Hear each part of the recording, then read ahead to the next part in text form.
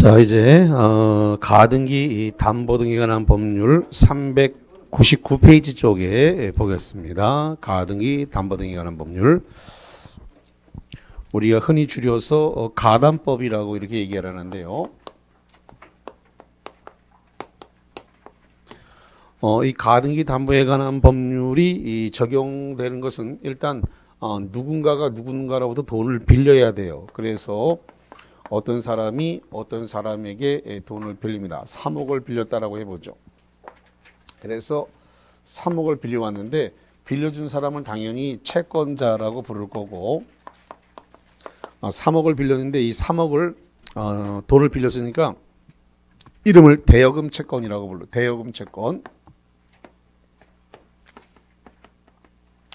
다른 말로 또 뭐라 그러냐면 차용금 채권이라 그래요. 또 부르는 이름이 하나 더 있어요. 금전소비대차 이렇게 부릅니다. 그래서 부르는 이름이 여러 가지가 있다 보니까 어떻게 문제를 낼지 모르겠어요. 세 가지 다 왔다리 갔다리 쓰기 때문에. 그래서 대여금 채권, 금전소비대차, 차용금 채권 돈을 일단 빌려야 됩니다. 그래서 돈을 빌렸기 때문에 채무자가 있고 채권자가 돈을 빌려주면서 담보를 요구해서 부동산을 담보로 제공을 했습니다. 그래서 채무자가 자기 부동산을 담보로 내놓으면 되는데 담보로 내놓을 부동산이 없어서 부모 형제 부동산을 담보로 내놨을 수도 있습니다. 부모 형제 부동산을 담보로 내놓으면 그걸 물상보증인이라 그래요. 그래서 물상보증인의 부동산이 담보로 나올 수도 있습니다. 자, 어쨌든 간에 그래서 이 채무자가 이 부동산에 대해서 3억과 그 다음에 이자 5천이라고 해보죠. 그래서 피담보 채권 3억 5천을 갖다가 담보하기 위해서 이 부동산에 대해서 채권자가 이렇게 가등기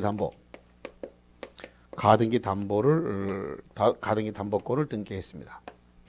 가등기 담보라고 하도 담보 가등기라고 하도 같은 말입니다. 가등기 담보, 담보 가등기 같은 말이에요. 동의어니까 거기에 대해서 뭐 걱정하지 마시고 같은 말이니까 가등기 담보를 등기를 했을 수 있고 또는 담보 가등기를 했을 수도 있습니다. 등기를 했어요. 그러면 이 사람을 채권자 겸 가등기 담보권자라 그래요.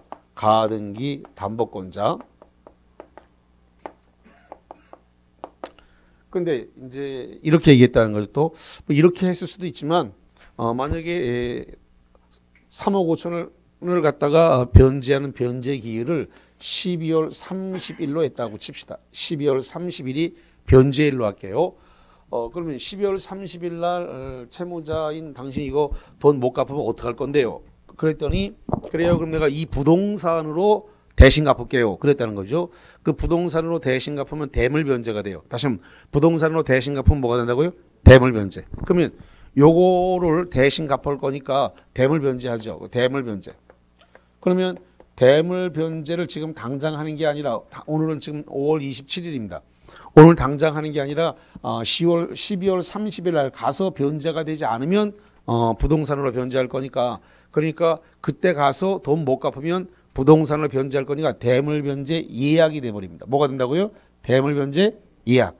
대물변제 예약에 대한 가등기를 할 수가 있습니다. 근데 저 을이 그랬다는 거죠. 이것도 귀찮고 번거로우니까 그럴 거 뭐 있냐. 그 부동산 나한테 등기 넘겨라. 아예 이렇게 얘기했다는 겁니다. 소유권 이전을 넘겨라. 그래서 돈 빌려가면서 소유권을 아주 미리 넘겼어요. 그래서 소유권 이전 등기를 이렇게 했습니다.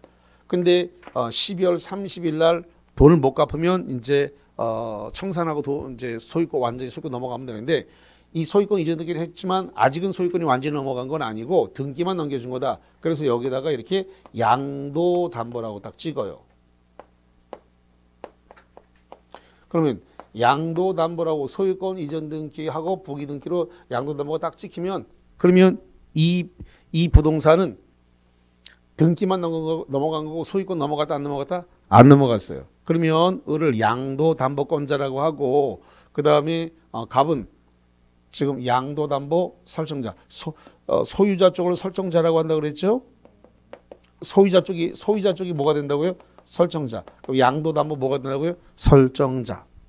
그럼 이 부동산 양도담보가 설정된 이 부동산에 대한 사용수익은 누가 합니까?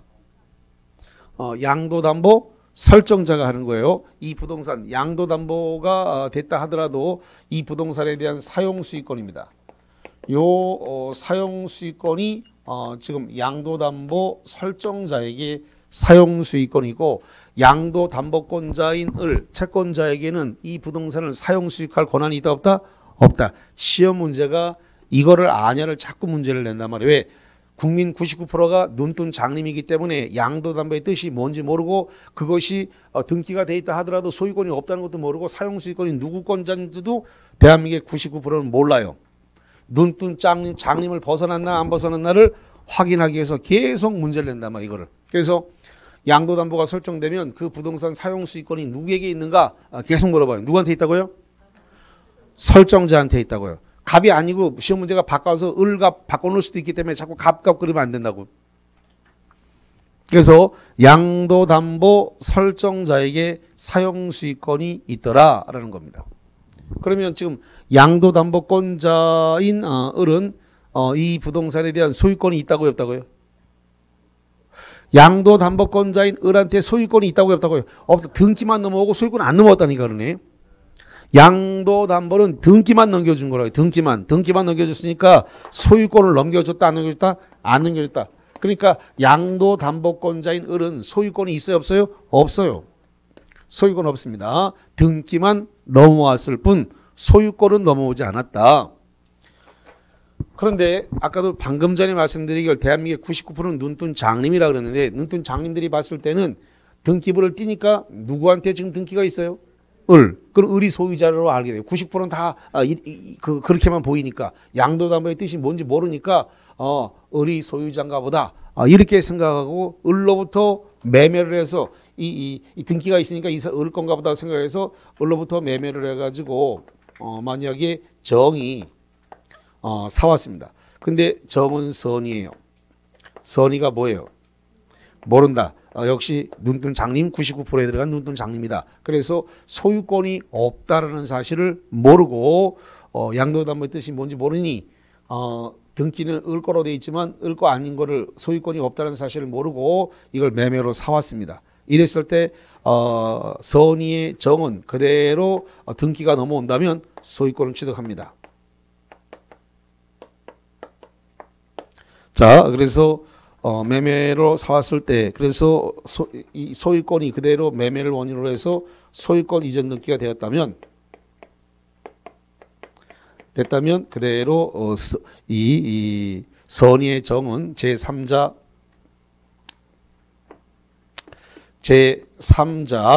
정은 선의의 정은 그대로 소유권을 취득한다 이렇게 되는 겁니다.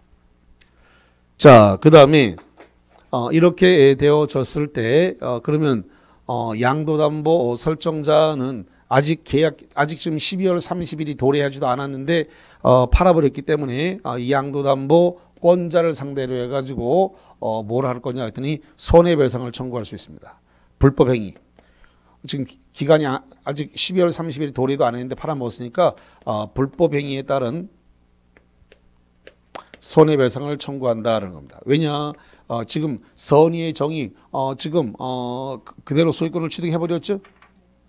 소유권 취득했으니까 갑은 이 3억 5천을 다 변제한다 하더라도 못 찾아봐요. 등기가 넘어가 버렸으니까 이 넘어간 건 도로 못 찾아봐요. 그래서 유효가 돼버려서 소유권 취득해버렸네. 선의의 정에게 넘어가면 3자 선의의 제3자 성에게 넘어가면 선의의 정이 소유권을 취득하도록 되어 있기 때문에 양도담으로 넘어간 것에 대해서 매매해버리면 소유권을 취득해버리니까 양도담보 설정자는 못 찾아온단 말이죠. 그래서 양도담보권자를 상대로 불법행위에 따른 손해배상을 청구할 수 있다 없다? 있다. 이렇게 정리를 하겠습니다.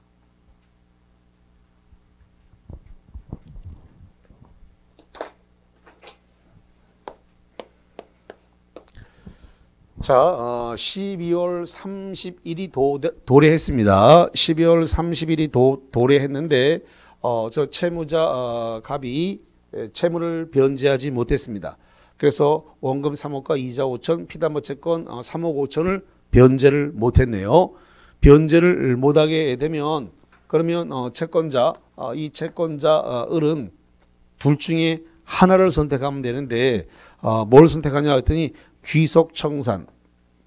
귀속청산을 선택하든가 아니면 경매를 선택하든가 둘 중에 하나를 선택할 수 있습니다.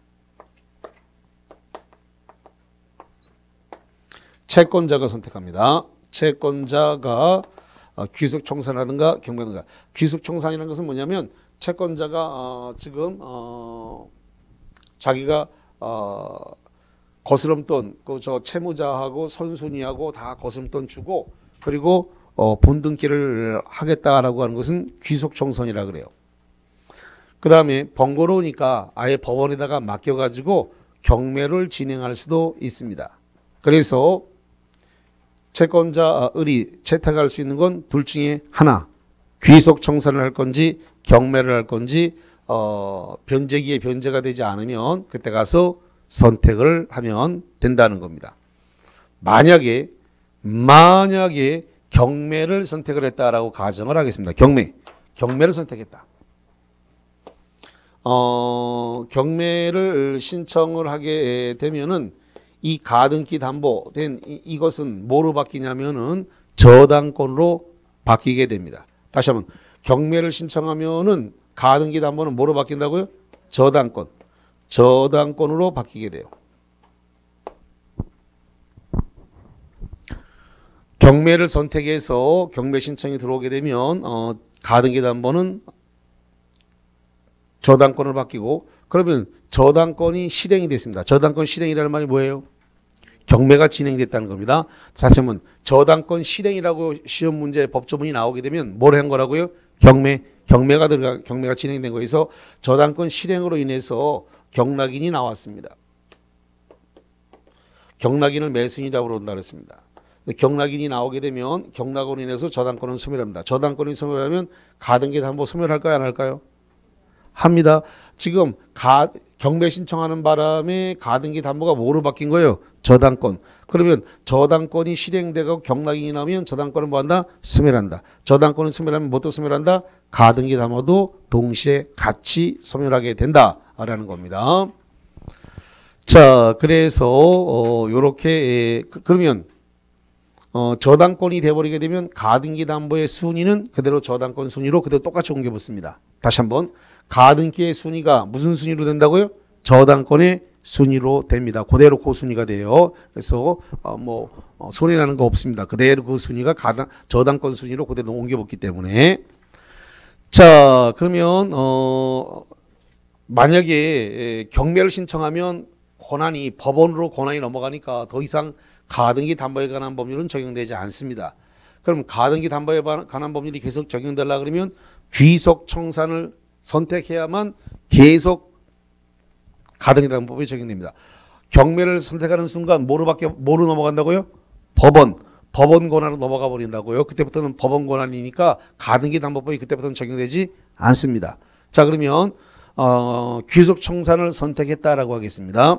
귀속청산을 선택해야만 가담법이 계속 적용됩니다.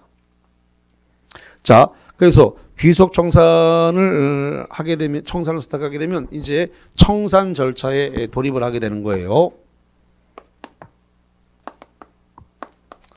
청산 절차로 돌입했고 청산 절차에 따라서 이제 뭘 해야 되냐면 실행 통지를 해야 됩니다. 실행 통지. 그래서 귀속청산에 의한 실행을 하겠다는 실행 통지를 했는데 이 실행 통지는 채무자에게 통지를 해야 되고 그 다음에 만약에 물상보증인 그러니까 채무자 부동산을 담보로 내놓은 게 아니라 부모 형제 부동산을 담보로 내놓게 되면 그게 물상보증인이 된버립니다. 물상보증인. 그 다음에 자, 질문 다시 한번 볼게요. 이 부동산에 대해서 지금 가등기 담보가 걸려있는 상태에서 또는 양도담보가 걸려있는 상태에서 사용수익은 누가 한다 그랬어요? 사용수익은 설정자가 한다 그랬죠? 그러면 가등기 담보권 설정자, 양도담보 설정자가 부동산을 계속 사용 수익할 수가 있습니다. 사용 수익할 수 있으니까 이 부동산에다가 지상권, 전세권, 임차권 넣을 수 있어요, 없어요? 있어요. 가등기 담보, 양도 담보 이후에도 지상권, 전세권, 임차권을 넣을 수 있습니다. 그러면 가등기 담보, 양도 담보 이후에 지상권, 전세권, 임차권을 가진 사람들을 싸잡아서 뭐라 그런다? 제3취득자라 그래요. 뭐라 한다고요? 제3취득자. 그래서 이 사람들을 묶어갖고 뭐라고 표현하냐면 채무자 등이라고 표현합니다. 다시 한번 물상보증인 제3취득자까지 다 묶어가지고 한꺼번에 뭐라고 표현한다고요? 제3취득자라고 부르는 게 아니라 뭐라고 한다? 채무자 등. 채무자 등이라고 합니다. 채무자 등이라는 말 안에 물상보증인 제3취득자까지 다 들어가는 거예요. 그래서 실행 통지를 할 때는 채무자 등 전원에게 통지해야 되고 누구 한 명이라도 빼먹었다. 누구 한 명이라도 빼먹게 되면 실행 통지로서의 효력이 없습니다. 그래서 실행 통지로 효력을 가지려면 전원에게 다 통지가 돼야 됩니다.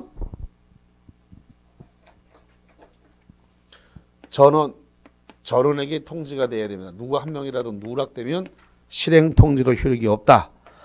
자, 그러면 실행 통지를 하면서 평가액을 통지를 하게 됩니다.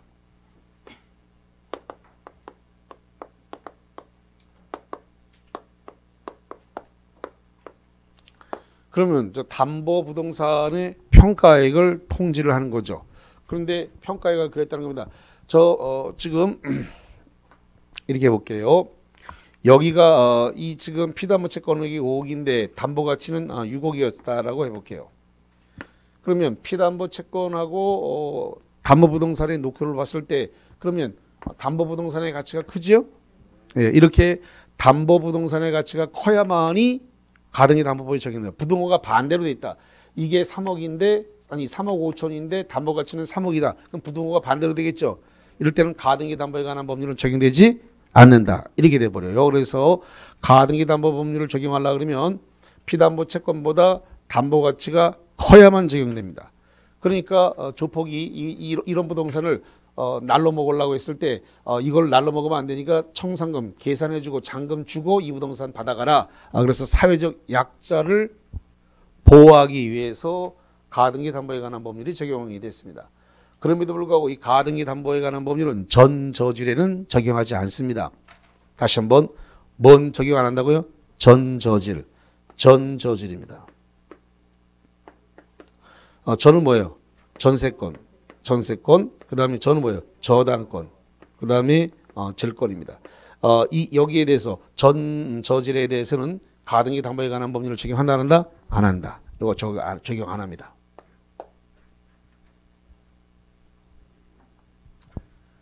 자, 그러면 평가 지금 채무자 부동산의 담보 가치가 시장 가치가 6억이라고 평가가 됐는데 지금 채권자가 평가할 때 봤을 때 저 평가액을 5억이라고 평가했다는 겁니다. 이렇게 평가액을 채권자가 평가한 것을 주관적 평가액이라 불러요.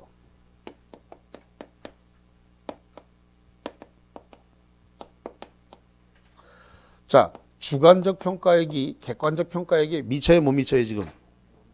못 미치잖아요. 객관적 평가액은 6억인데 지금 채권자가 5억이라고 평가했으니까 주관적 평가액은 객관적 평가액에 못 미쳐요. 그래도 실행 통지로 효력이 있다 없다? 있다. 그래서 실행 통지로 효력은 있습니다. 자, 그래서 주관적 평가액에다가 그 다음에 피담보 채권액을 뺍니다. 피담보 채권액이 지금 얼마냐? 그랬더니 3억 5천이에요. 여기에다가 선순위가 있으면 선순위의 담보 금액을 정합니다. 이걸 합하면 돼요. 근데 지금 선순위 금액이 없다라고 해볼게요. 선순위 금액은 없다. 그래서 청산금이 1억 5천이다. 이렇게 평가를 했다는 겁니다.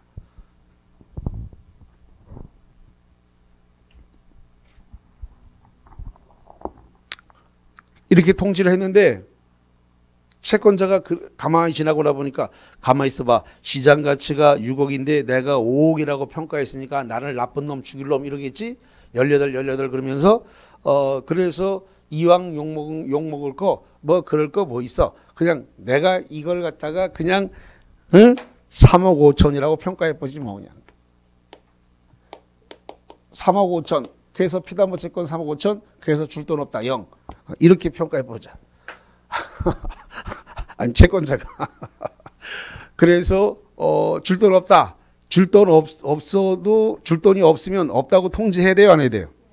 해야 돼요. 줄 돈이 없어도 줄 돈이 없거나 마이너스가 났으면 마이너스 났다라는 사실에 대해서 그걸 통지를 해야 됩니다. 그래야 실행 통지로서의 효력이 있습니다. 그래서 줄 돈이 없으면 계산해 보니까 마이너스네, 줄 돈 없네.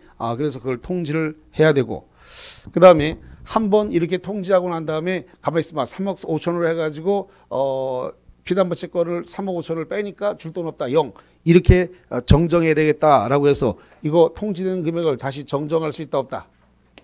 있다 없다? 없다.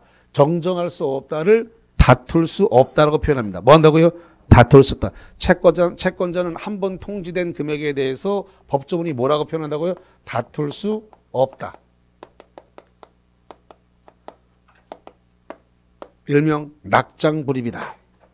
그래서 화타판에서 화타 한번 내려놓으면 다시 걷어들일 수 없다. 그래서 낙장불입.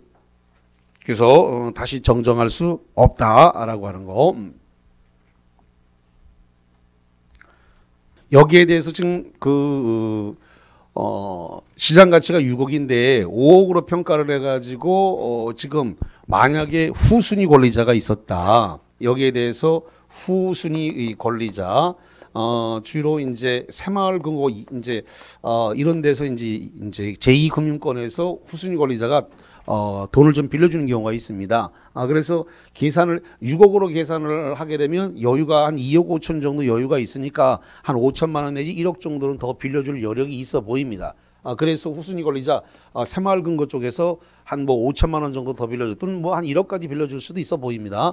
그렇게 빌려줬는데 이걸 계산을 해보니까 이게 뭐 5에서 뭐 지금 이거 지금 잘못 계산된 것 같다 이래가지고 요게 청산 절차가 실행 통지가 되면 2개월의 청산 기간이 적용되거든요.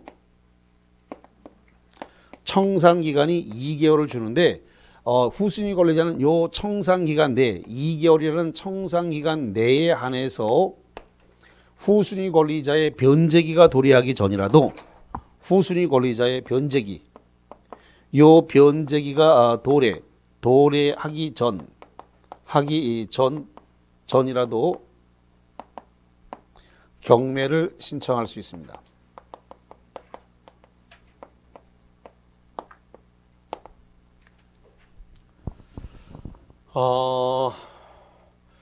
제일 가등기 담보에 관한 법률에서 가장 많은 정답을 걸었던 것은 이겁니다.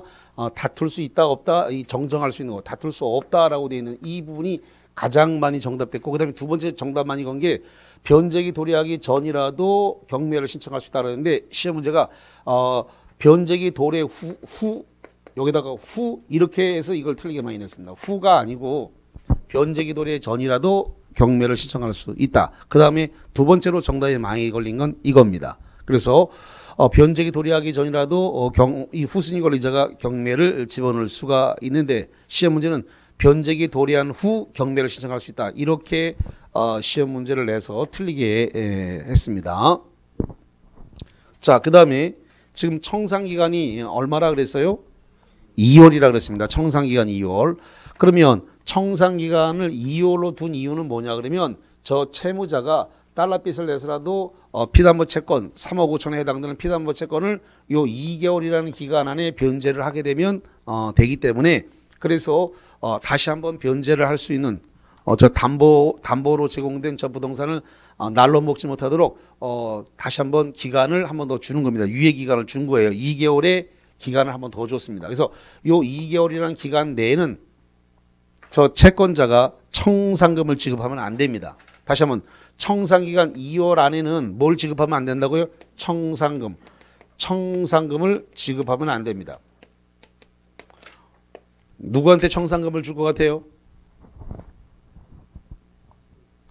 채무자한테 주겠지. 누구한테 준다고요? 채무자. 채무자한테 청산금을 채권자가 청산금을 줄 수도 있는데 요 청산기간이라고는 2개월 안에는 청산금을 지급하면 안 된다. 왜 안 되느냐? 후순위 권리자가 받아갈 돈을 갖다가 미리 중간에서 가로채가는 순간이 있기 때문에 그래서 후순위 권리자를 보호하기 위해서 2개월이라는 기간 안에 청산금을 지급하면 안 되고 또 하나 채무자가 돈을 빌려다가 또 어디서든 달러빚을 내서라도 이걸 막을 수도 있기 때문에 그래서 2개월이라는 기간 안에는 청산금을 지급하지 못하도록 돼 있고 그 다음에 여기 이 후순위 권리자가 저 채권자에게 청산금을 지급하면 안 된다. 이거 내가 받아야 될 돈이니까 지급하지 말라라고 미리 경고를 할 수가 있습니다. 다시 한번 후순위 권리자는 저 채권자에게 청산기간이 끝나기 전까지 청산금을 지급하면 안 된다라고 미리 통고를 할 수 있다고요? 없다고요? 있어요. 그래서 만약에 통고했는데도 불구하고 청산금이 지급됐을 때는 후순위 권리자에게 대항할 수 없다라고 돼 있어요. 다시 한번 청산기간 안에 청산금을 미리 지급했을 때 누구한테 대항하지 못한다고요? 후순위 권리자에게 대항할 수 있다 없다? 없다. 청산금을 지급해버렸다고요. 하지 말라 그랬는데 청산금이 지급이 돼버렸어요. 이랬을 때 지급한 걸 가지고 지금 누가 지급했냐면 채권자가 지급했겠죠? 채권자가 청산금을 지급한 걸 가지고 이 후순위 권리자에게 대항할 수 있다 없다? 없다. 대항할 수 없다. 대항할 수 없다는 말은 내가 받을 돈이 5천만 원인데 있는데 저 채권자를 줬기 때문에 내가 이 5천만 원 못 받게 생겼으니까 이 돈 당신들이 물어내라 라고 해서 채권자에게 물어내라 그러면 대항할 수 없으니까 물어줘야 된다 이 뜻이에요. 그게 대항할 수 없다. 5천만 원 물어내야 된다. 이런 소리예요 지금. 그럼 결론적으로 두 번 물어내야 돼. 채무자한테 청산금 한 번 물어줬고 후순위 권리자 한 번 물어주고 두 번 물어주게 거예요. 대항할 수 없다 그랬으니까. 요 대항할 수 없다의 말뜻을 몰라가지고 또 놓치는 사람이 있으니까 대항할 수 없다. 두 번 물어줘야 된다. 이 뜻이에요. 그래서 청산기간 2개월이 끝나기 전에 미리 청산금을 지급하면 안 된다라고 하는 거 봅니다. 자, 그 다음에 청산기간이 지나서 이제 청산기간이 만료가 됐습니다. 그래서 기간이 끝나게 되면 이제 청산금을 지급하면 됩니다. 이 청산금 지급하고 그 다음에 본등기 이 본등기에 의해서 저 가등기 담보에 의한 본등기죠. 본등기에 의해서 소유권 이전 등기 소유권 이전 등기를 하면 됩니다. 그래서 요거 청산금 지급에서 본등기에 의한 소유권 이전 등기는 이것은 동시 이행 관계입니다.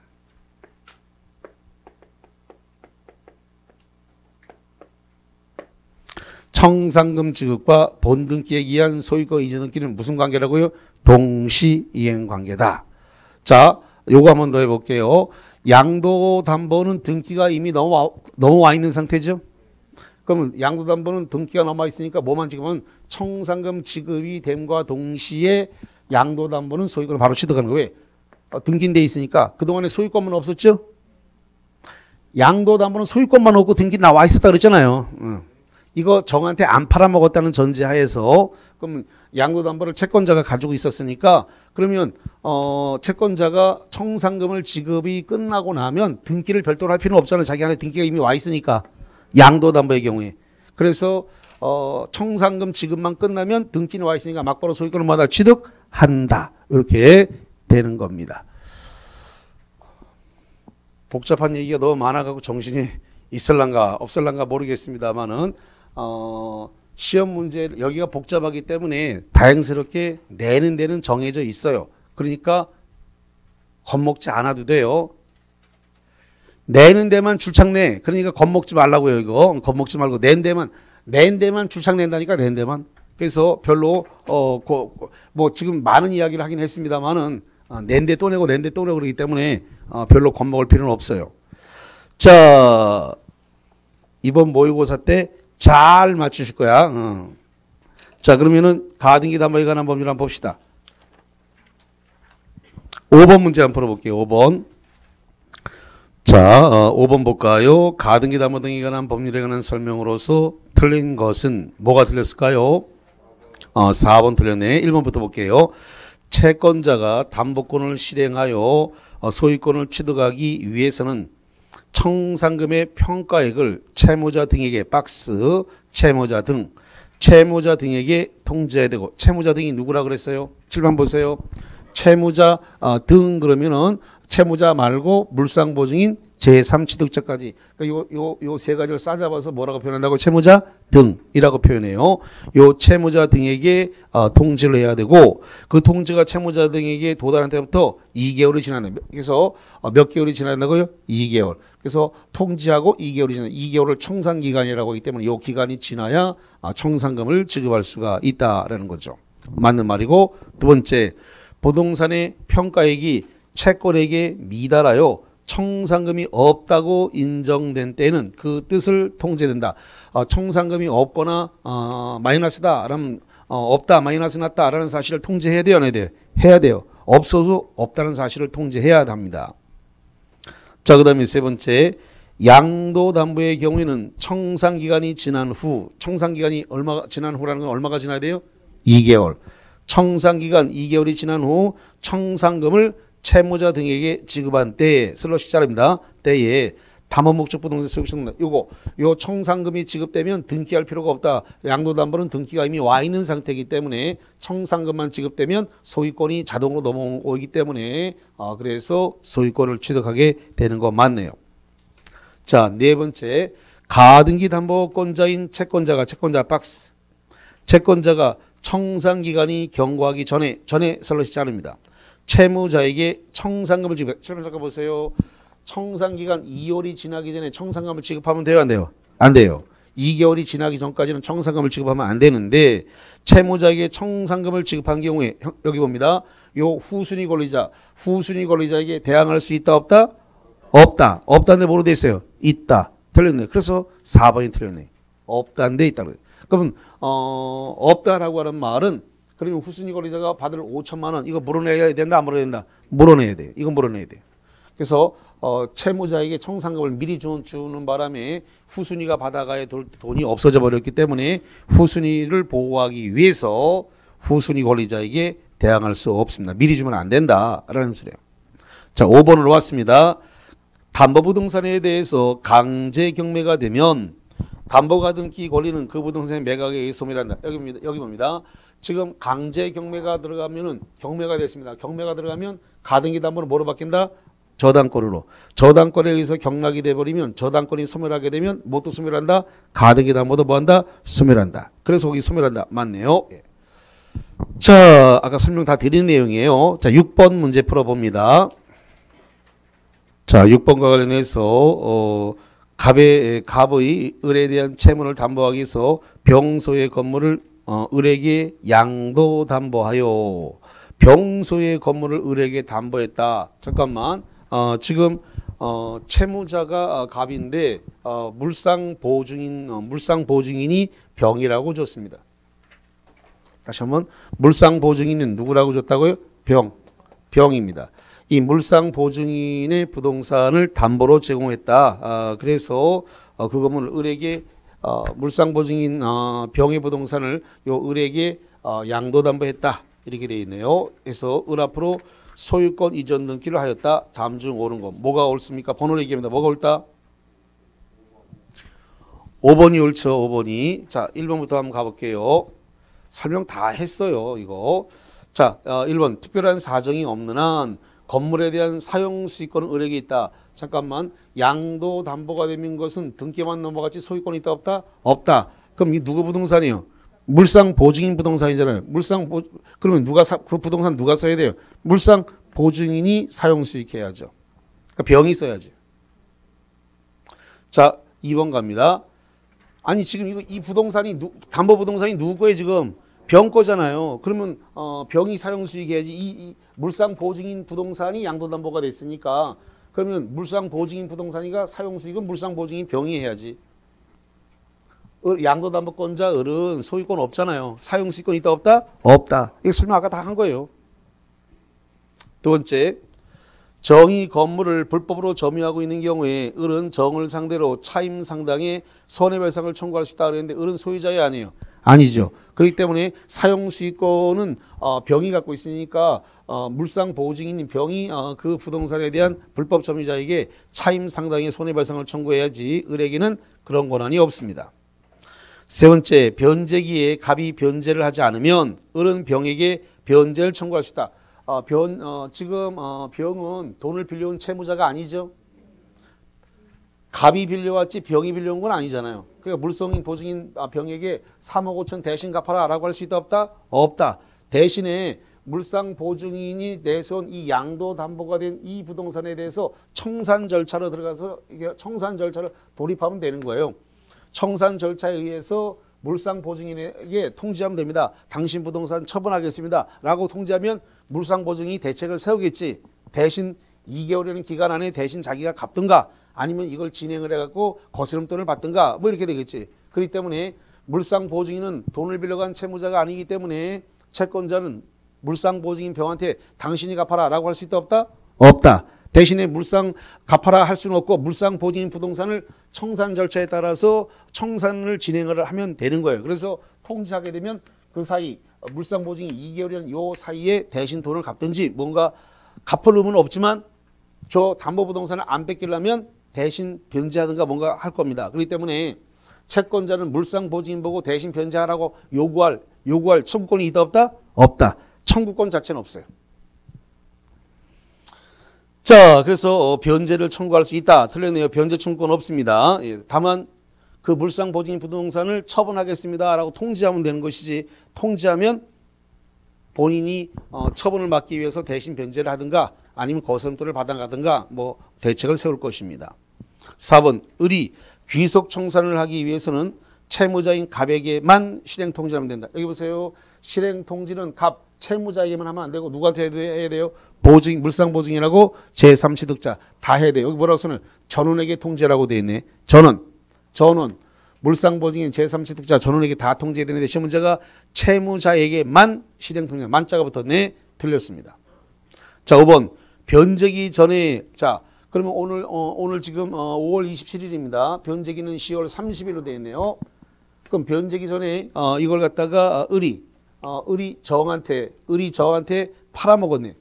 변제기가 도래하지도 않았는데 을이 정한테 제3자에게 팔아버렸어요. 팔아갖고 정이 선이다. 선이면 소유권을 취득한다. 여기 다 돼 있네. 소유권 취득한다고.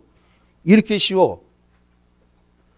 정한테 넘어가 정이 선이면 소유권을 취득한다고 강의 다 돼 있잖아요. 너무 쉬워. 고민할 것도 하나 없구만.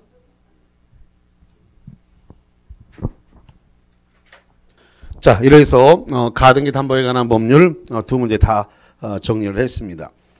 자, 이제 부동산 실거래자 명의 신탁에 관한 법률이 남았는데